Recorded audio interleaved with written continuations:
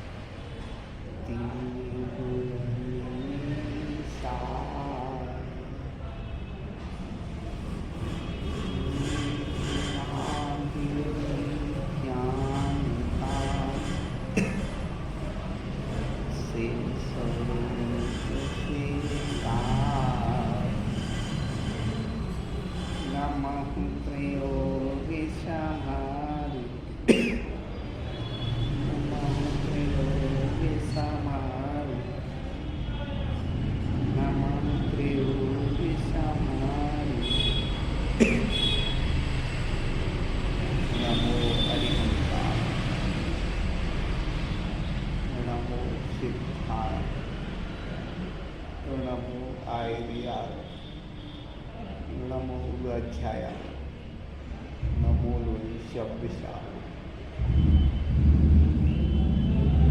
चत्तारि मंगलम अरिहंता मंगलम सिद्धा मंगलम साधु मंगलम केवली पंडसो धम्मो चत्तारि लोग अरिहंता लोग सिद्धा लोग साधु लोग केवली पंडित चत्तारि शरणोपभोक्ता अरिहंते शरणोपभोक्ता सिद्धे शरणोपभोक्ता साधु शरणोपभोक्ता केवली पंडित धम्मं शरणोपभोक्ता गुरुदेवादिदेव आदिनाथ भगवान जिन शासन महावीर स्वामी आचार्य गुरु विद्यासागर जी महाराज समस्त आचार्य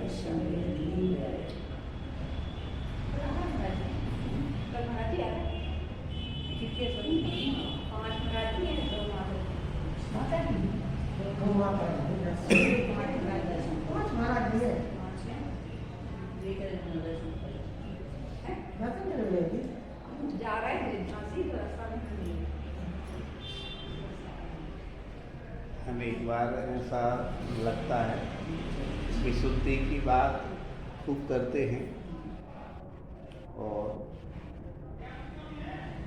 आए कैसे विशुद्धि, क्योंकि जैसे हम पानी पानी कहेंगे तो प्यास नहीं बुझेगी। उसके लिए तो हमें मतलब पानी की तलाश करना पड़ेगी। तो जब पानी मिल जाएगा तो फिर हमें हो सकता है कि पानी कहें नहीं, लेकिन पानी पीने का आनंद या उससे जो तृप्ति मिलती है वो होगी। तो ऐसे विशुद्धि की बार बार बात करें, उसके अपेक्षा विशुद्धि आए कैसे, इसकी प्रक्रिया हमें थोड़ी सी समझना, क्योंकि विशुद्धि जब आती है तब शब्द नहीं बोलते, आदमी की आंखें बोलती हैं, आदमी का चेहरा बोलता है। उसे अंग्रेजी में कहें फेस रीडिंग समझ में आती है कि वो विशुद्ध भावों का है या मात्र उसमें शब्द है। तो विशुद्धि के लिए हमने लगभग 25-30 साल की एनालिसिस की, 8वीं क्लास पढ़ते थे, सबसे दिमाग में है कि क्या है, जब आदमी सुख की तलाश करता है, तलाश करते करते सुख मिलता भी। यदि तलाश नहीं करें तो सुख मिलेगा ही। पहले तो अपने अंदर क्या आना चाहिए, हमारी उम्र थी फर्स्ट ईयर में कितनी उम्र के लाई, 13 और 5 18 वर्ष। टीवी पर पहली बार आना हुआ स्क्रीन से, वैसे मम्मी हमें देखा नहीं और रोती रही थी, क्योंकि कोई थोड़ी उम्र में कुछ कुछ समय बाद वो टीवी वाला शौक भी ऐसा लगा कि यार उससे तो कुछ ज़्यादा होने वाला नहीं, उसके छपवाने का शौक था, बहुत सारे काम, लेकिन लगा यार इनसे तृप्ति नहीं है, इनसे शांति नहीं, ये तो सीढ़ी है, एक सीढ़ी पे पहुँचे तब तक जैसे अपने यहाँ घर में वॉशिंग मशीन आए तो उसका आनंद 1 दिन रहता, 2 दिन रहता, 8-10 दिन रहेगा, पर 1-8 महीने रहेगा, उसके बाद वो नॉर्मल हो जाएगी सामान के ऐसा। जैसे कोई चीज़ कपड़ा पर तो दुकान में बहुत अच्छा लग रहा है, कोई चीज़ आपकी शादी या कोई, तो 1-2 दिन पहनेंगे या 2-4 तो उसको मतलब उसकी क्या कम हो जाएगा। ऐसे 8वीं क्लास से हम हृदय से बता रहे हैं, ऐसा महसूस होता है, जिस चीज़ की हम अपेक्षा करते हों उसके बाद वो तृप्ति स्थायी नहीं रहती।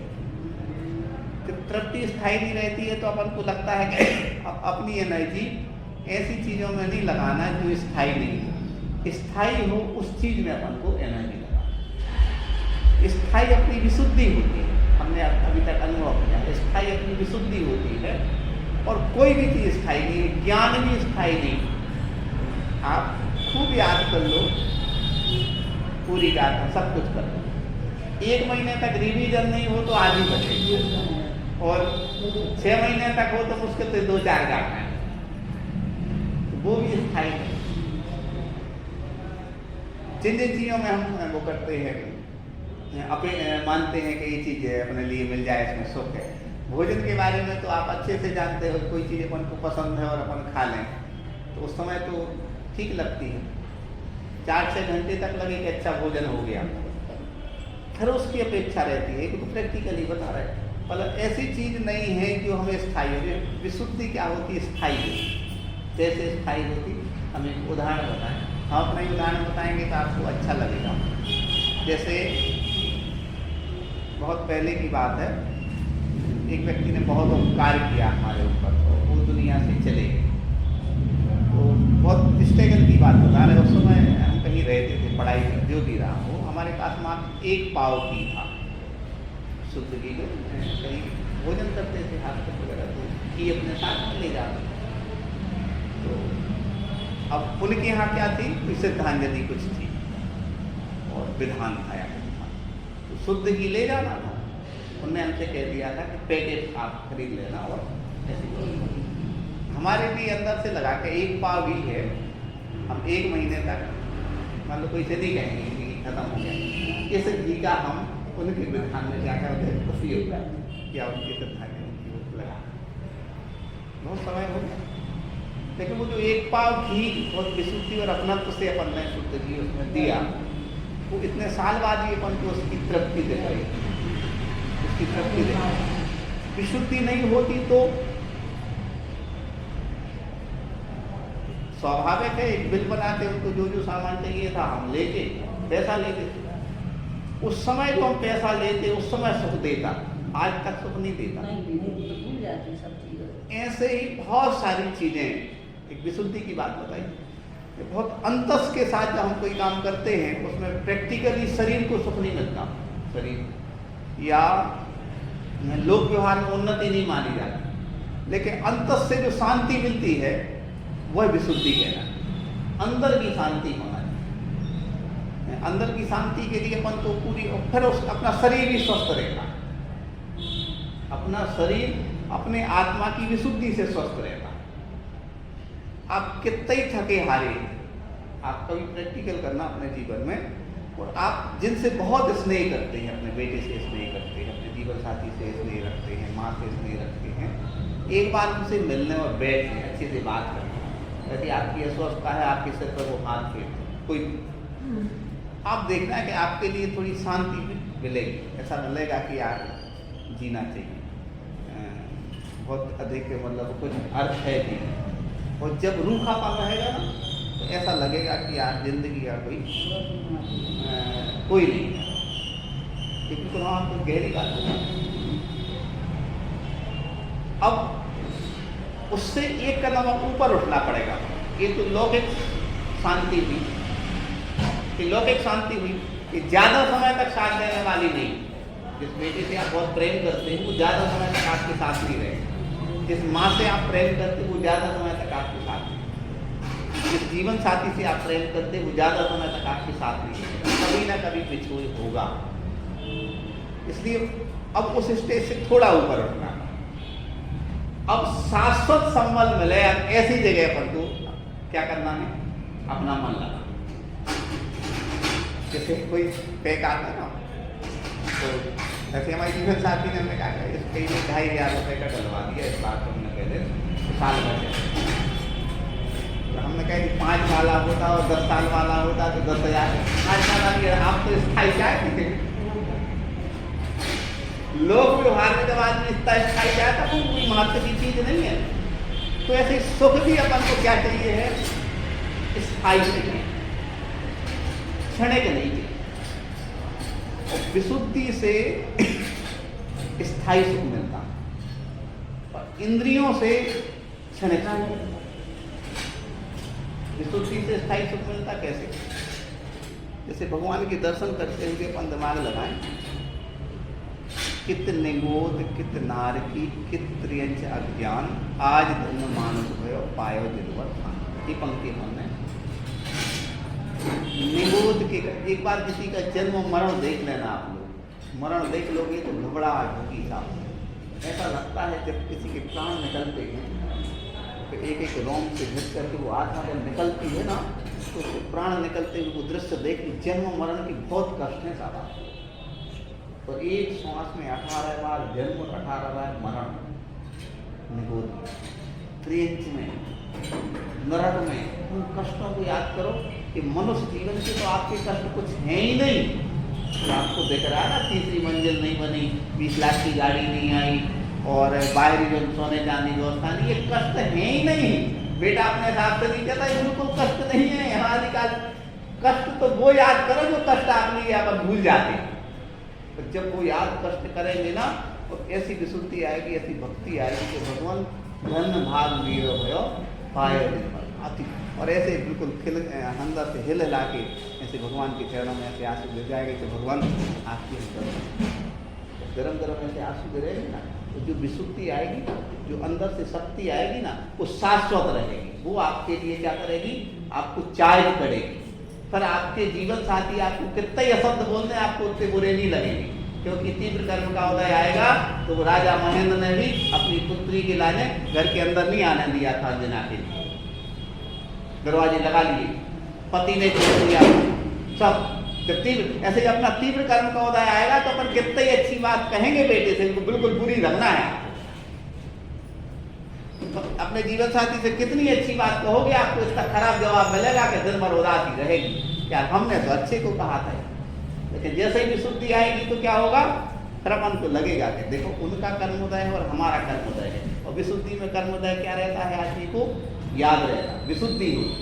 और विशुद्धि नहीं हो तो याद नहीं रहता। विशुद्धि में तो चार नहीं हो तो 4 बातें उल्टी कह देती। तो यहाँ अपन को क्या मूल रूप से कहना है, मूल रूप से क्या करना है, अपने अंदर जो स्थायी तृप्ति देता है वो अपन को काम करना है। स्थायी तृप्ति जिन जिन चीज़ों से मिलती है, आप देखना स्थायी तृप्ति मिलती है हमारी आत्मा के अंदर जो तड़प है उसकी जब पूर्ति होती है तब क्या मिलती है, विशुद्धि आती है।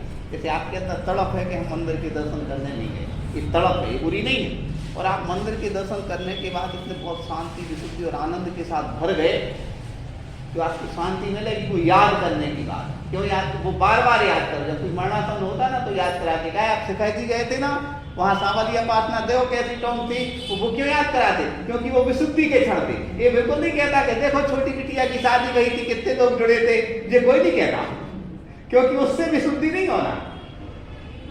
तो विशुद्धि के क्षण याद कराते हैं। आप देख रहा, जब बहुत खराब स्थिति जीवन में आती है तब विशुद्धि के क्षण याद कराते हैं। देखो महाराज जी के हार हुए थे, कैसे हार हुए थे, देखो यहाँ कैसी आई थी, विशुद्धि थी उसको।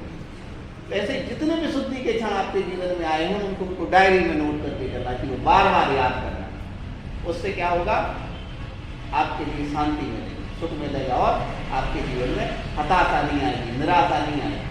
हताशा और निराशा कब आती है, जो अच्छे क्षणों को हम क्या करते हैं, भूल जाते हैं। अभी इतने अच्छे अच्छे आपके जीवन में क्षण है, आप लोग सुनाया करो। हम तो सुनते हैं लोगों के मुख से कि देखो उस समय ऐसा हो गया था, फिर ऐसा हो गया, फिर ना जाने कहाँ से कैसा हो गया, क्या बिल्कुल रोग दूर और बिल्कुल पूरा शांति प्रदान हो गया, मेरे को बिल्कुल पता ही नहीं पड़ा।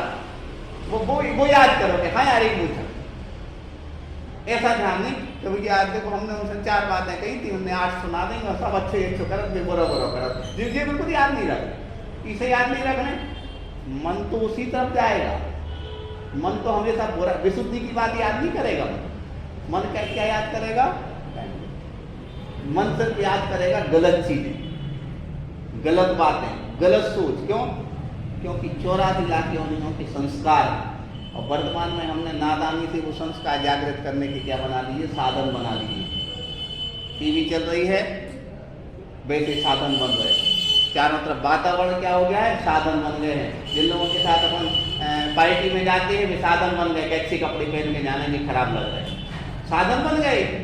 क्यों बन गए साधन? इसलिए साधन बन गए कि इंद्रियों को जो चीज अच्छी लगती है वही काम आदमी करता है। और फिर बाद में क्या होता है?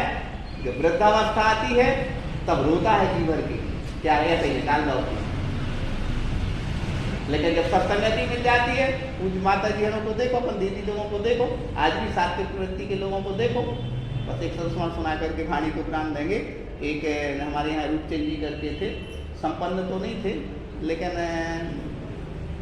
कुछ परिस्थिति ऐसी बन गई थी कि आखिर में बहुत संपन्न हुए थे, पहले गरीब थे।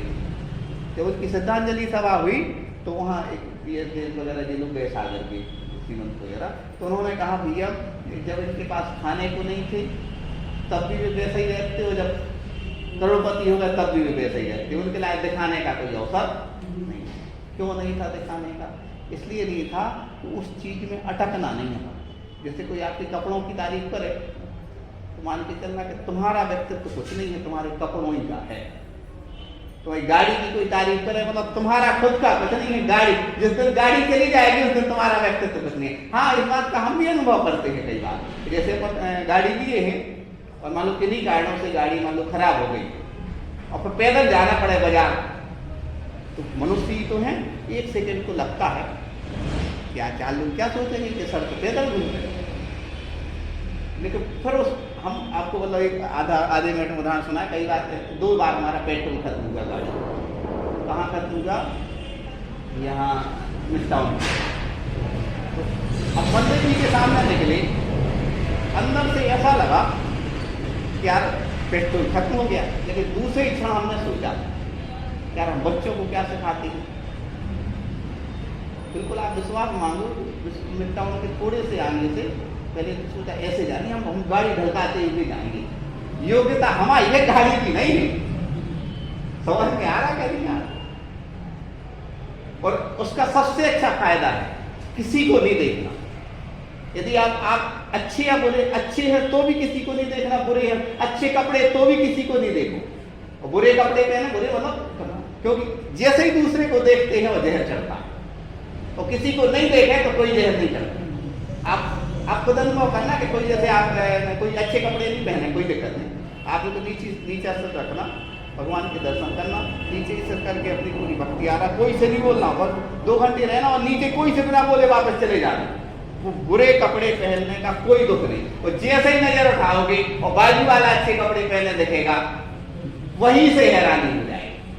इसलिए अच्छे लोग जो होते हैं, हमारी माँ से आपको तो संस्मरण की बात है, मंदिर में बात करने के लिए लोग तरसते हैं, साथ प्रतिमा अभी मंदिर में कोई कुछ भी पूछेगा, क्योंकि मंदिर में बातें बहुत होती, होना नहीं चाहिए, तो उनसे बात करने के लिए लोग क्यों, क्योंकि अभी कोई पूछेगा और उनको तो अपना नीचे से रखना, किसी से बात करने का समय नहीं।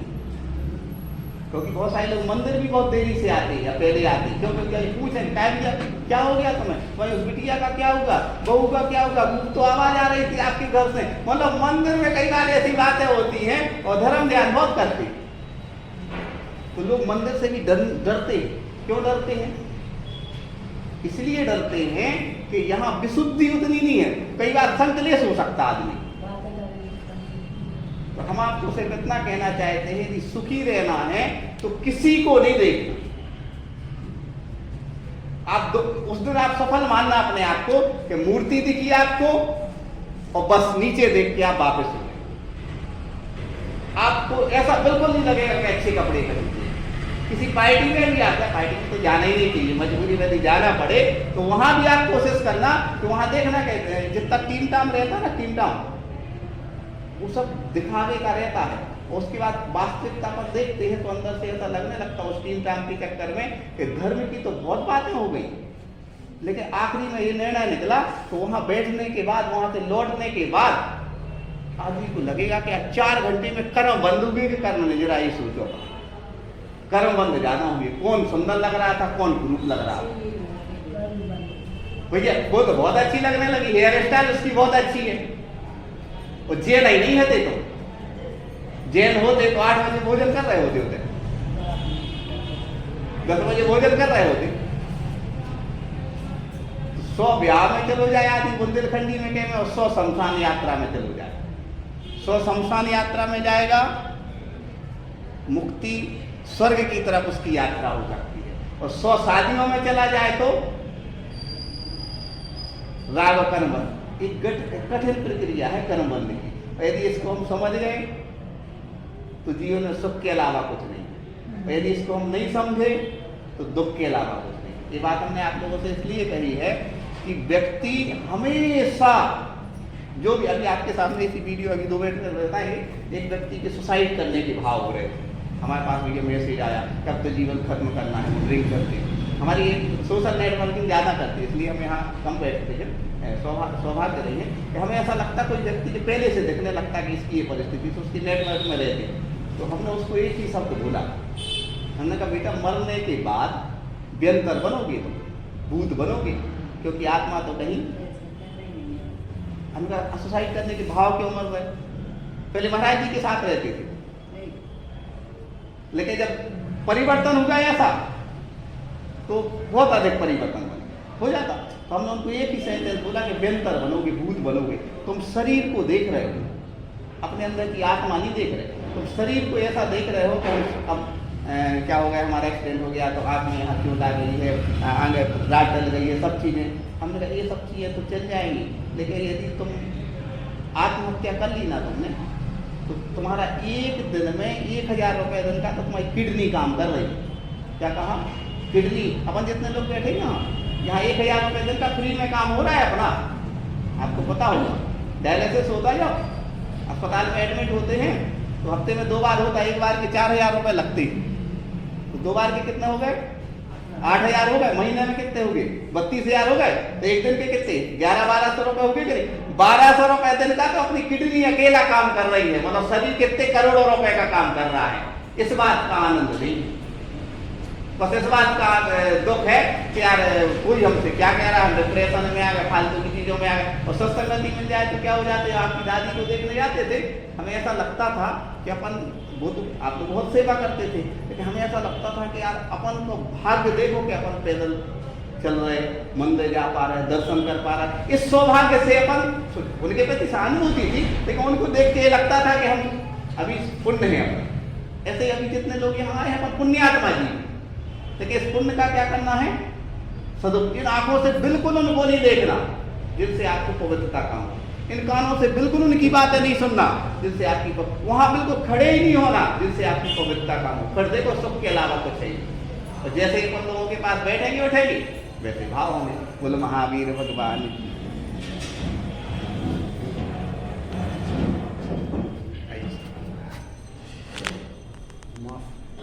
हाँ देखो